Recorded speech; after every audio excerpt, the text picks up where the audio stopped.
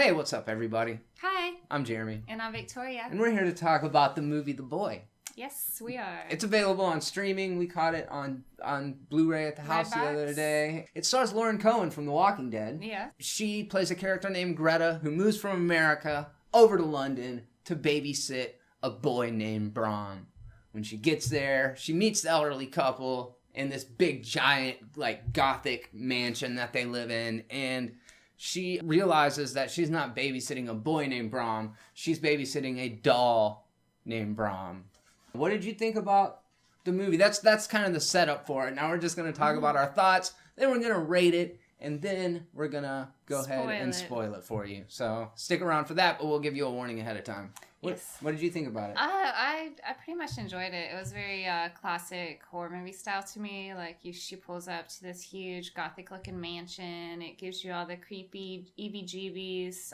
It kind of gives that psychological thriller feel because you're not sure what's really going on here behind the scenes. Definitely. Why are you watching a doll? Why is the family acting this way towards this doll? Almost like a reverence. It was very spooky.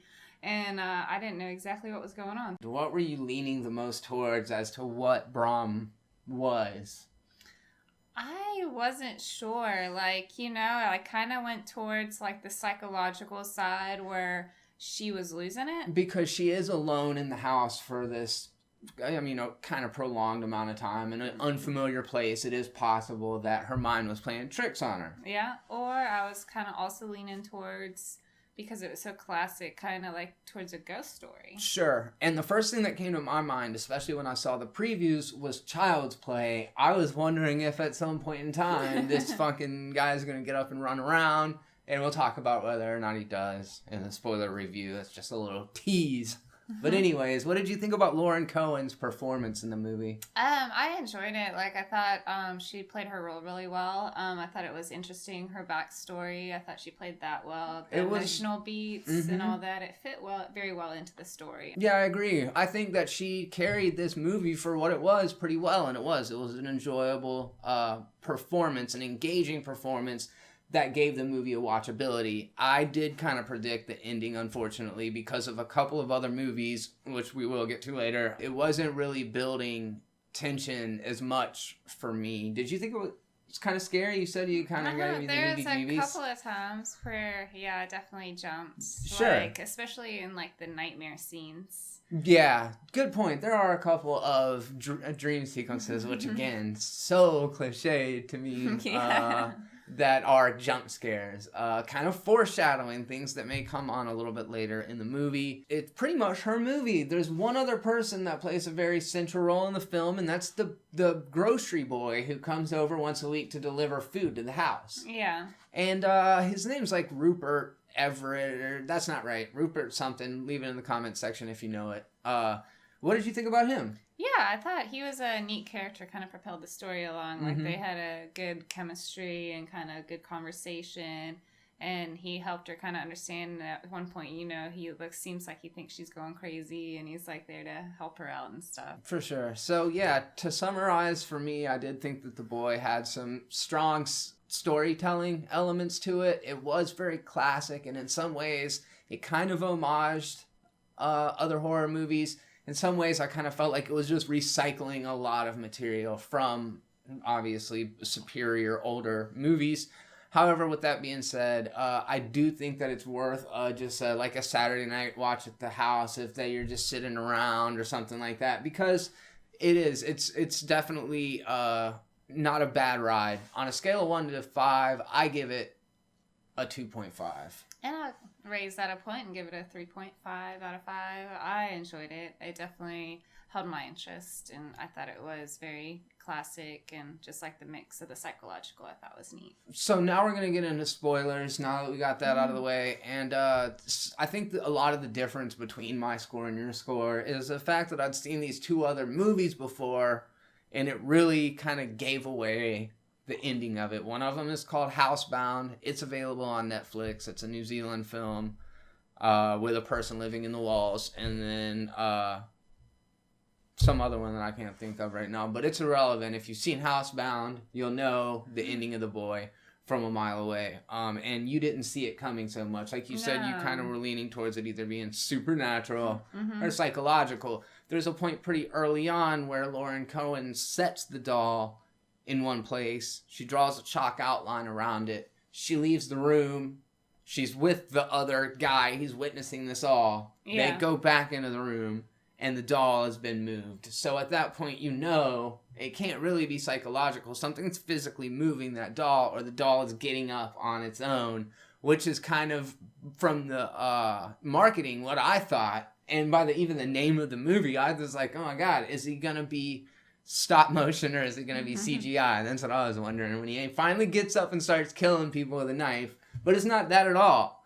It's not that at all. It's more similar to the movie Housebound. But what is the ending of the movie? Well, it turns out that there is their actual child who's grown up, who set the house on fire years ago, is living behind the walls of the house, controlling this doll. So I guess that's why the parents were so reverent and fearful towards this doll. And he's the one that's been kind of playing all these charlatan games and just like total creepy character. Wearing a ceramic doll mask over Yeah. his face. And yeah, like you said, he was, I guess, a tyrannical like dictator of the house because Yeah. the parents were doing everything they could to like pass him off Appease on the the doll next almost person. like a spirit or something. Yeah, and it's kind of weird, you know, and as it's going along, you're kind of propelled by this, and the parents leave the house early on, and you don't know where they're going. They say they're going on vacation, and they give her this real specific list of instructions to follow, and then they leave.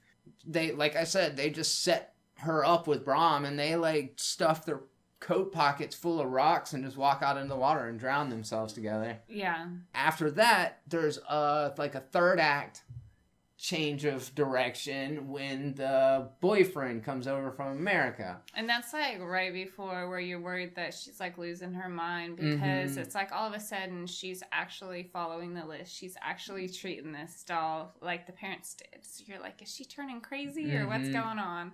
And you found out her backstory at this point that she's got an abusive ex-boyfriend in the States who finds out where she's at and shows up out of the blue. He tells her best friend that he's gonna mail her a letter, and she gives her the address, which is fucking stupid. If you yourself have a girlfriend, don't do that. Just, you know, you're not helping anybody out. They're not gonna mail them a letter. They're gonna show up at their fucking house. And he's a creep, right? Yeah. Totally. He shows up and he's like really intimidating character, like kind of dominating in just the small amount of screen time that he's in there.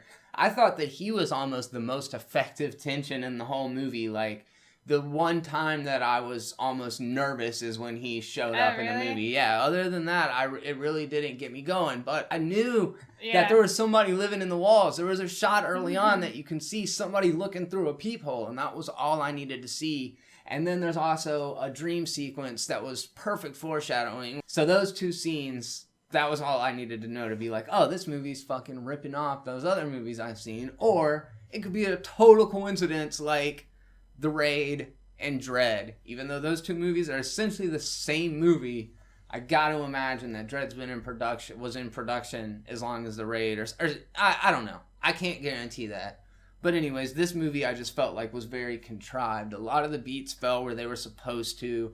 There were those cliche dream sequences. There was the big gothic mansion. There was the classic setup. And sometimes I can appreciate that, but I almost felt like it was just recycling bits from better movies other than like really winking at the audience and being like, hey, this is for the genre fans. I did respect the fact that it's kind of slow played everything. It's not a gory movie. It was definitely a slow burn. Psychological thriller, like you said. Yeah. That's a good analysis of it And then, because like you said, it did have so many beats from classic movies, like all the like scare sequences or the typical scene where she's in the shower and her dress gets taken and she runs up the stairs, you know, and all she has is a towel and she's a woman in peril. It's like all these like classical scenes. It definitely had that for movies, but I think it did it well. I felt like the direction was a little bit flat, but it was never not watchable. Yeah. I guess that's the best endorsement I can give it. Is I didn't mind watching it. It was kind of fun. I don't dislike horror movies, and this wasn't one of the bad ones. It just wasn't one of the good ones to me, unfortunately. That's why I split it down the middle.